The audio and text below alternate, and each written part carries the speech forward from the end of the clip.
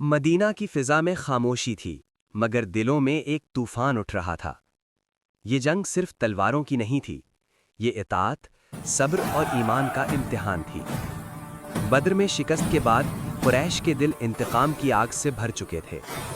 انہوں نے 3000 کے لشکر کے ساتھ مدینہ کی طرف پیش قدمی کی۔ نبی کریم صلی اللہ علیہ وسلم نے صحابہ سے مشورہ فرمایا۔ آخرکار احد کے دامن میں مقابلہ طے پایا۔ نبی صلی اللہ علیہ وسلم نے جنگ سے پہلے ایک نہایت اہم حکمت عملی اختیار کی۔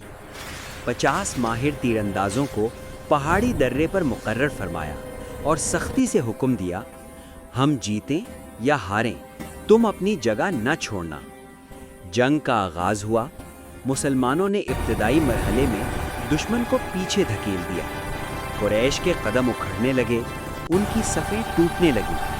میدان میں فتح کے آثار نمایاں ہو رہے تھے۔ لیکن پھر ایک لمحہ آیا۔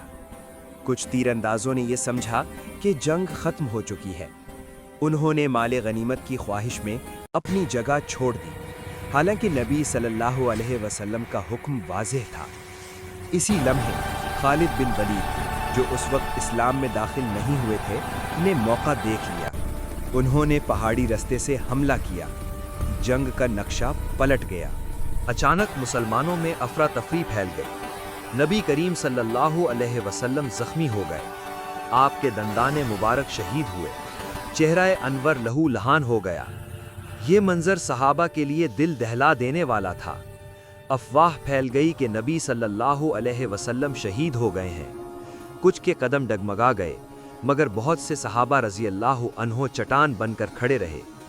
حضرت انس کے چچا حضرت انس بن نضر رضی اللہ عنہ نے کہا، اگر محمد صلی اللہ علیہ وسلم شہید ہو گئے ہیں تو محمد صلی اللہ علیہ وسلم کے رب تو زندہ ہیں۔ 70 صحابہ رضی اللہ عنہم اس دن شہید ہوئے، جن میں حضرت حمزہ بھی شامل تھے، رسول اللہ کے پیارے چچا۔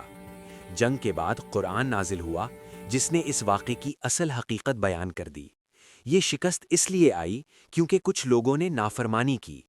سورۃ آل عمران آیت نمبر 152۔ لیکن ساتھ ہی اللہ نے یہ بھی فرمایا کہ وہ دلوں کو پاک کرنا چاہتا تھا، ایمان کو پرکھنا چاہتا تھا۔ احد ہمیں سکھاتا ہے کہ فتح صرف طاقت سے نہیں بلکہ اطاعت اور صبر سے ملتی ہے۔ یہ جنگ ہار نہیں تھی، یہ ایک سبق تھا جو قیامت تک کے لیے محفوظ کر دیا گیا۔